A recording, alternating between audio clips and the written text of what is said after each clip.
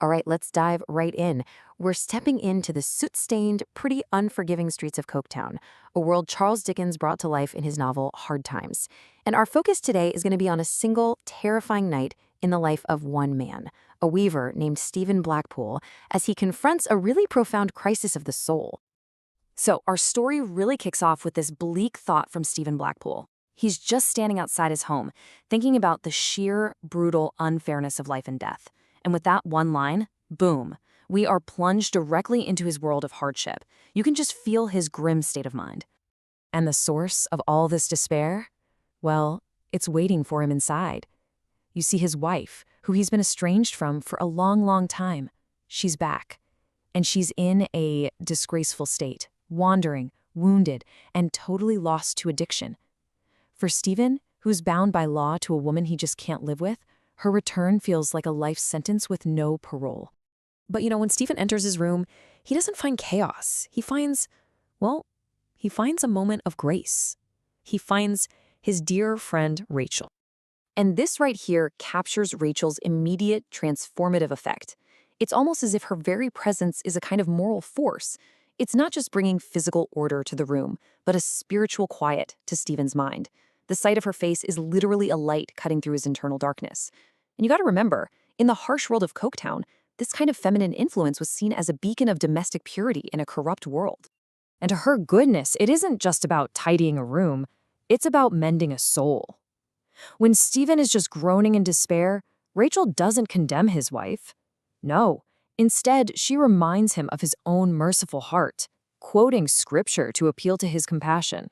She sees the humanity in everyone, even at their absolute lowest point. So while Rachel is gently dressing the woman's wounds, she's using a liquid from a bottle on the table nearby. Stephen is watching her hands, and his gaze just settles on those two bottles. And in this quiet, tender moment, the story is about to pivot into absolute terror. And just like that, all of Stephen's exhaustion and sorrow are just gone. They're replaced by a sudden, chilling horror. His focus just narrows with this terrifying intensity. It's like the whole room just dissolves, and the only thing he can see is that small three-legged table by the bed. On that table are the two bottles. Now he knows one of them contains the harmless lotion Rachel was using, but the other one, it has a label he can just make out, even from across the room. It's a single, terrifying word. It's poison. He realizes, in a flash of cold dread, that there is poison sitting on the table, just inches from the woman in the bed. He's so shaken he can barely stand, seized by a violent fit of trembling. At Rachel's urging, he tries to get some rest, but sleep offers no escape. No, instead, it just drags him deeper into the horror, into a long, troubled dream where his deepest fears start to take shape. His dream is this: whirlwind of guilt and judgment. He's at a wedding, but he's not marrying Rachel. He's condemned by a hateful crowd, and his ultimate punishment is eternal separation from the one person who brings him peace. And through it all, one single, terrifying shape haunts him: the poison bottle, a manifestation of the dark thoughts he's fighting. Stephen wakes with a start. The wind is howling, the fire has died out, but the nightmare is far from over. In fact, it's about to play out right before his waking eyes. The room is still. Rachel is dozing in her chair. Then he sees it. Just a slight movement from the curtain screening the bed. He's frozen, powerless, able only to watch. The woman sits up, and Dickens describes her as having lost every trace of the person she once was. Her eyes, heavy and wild, they scan the room, not with recognition, but with this raw, brutish instinct. Her gaze finally lands on the table with the bottles. And then, with a terrifying slowness and caution, she reaches out a greedy hand. She ignores the harmless lotion, her hand closing right around the bottle of poison. Stephen is paralyzed, a silent spectator to this horrifying act as she pulls the cork out with her teeth. His darkest fear is coming true, and he can do nothing to stop it. A moment, and it will all be over. But in that exact moment, Rachel wakes. With a cry, she lunges forward.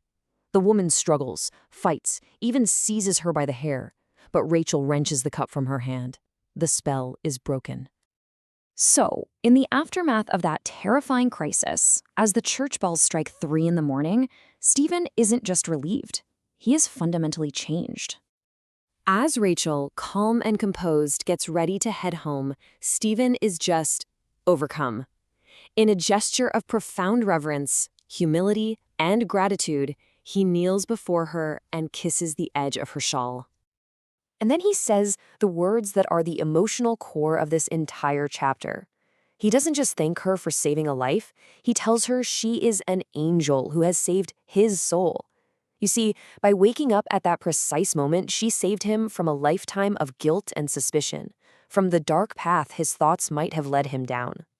Now, when Stephen calls Rachel an angel, it's more than just a compliment. He's tapping into a powerful Victorian ideal known as the angel in the house.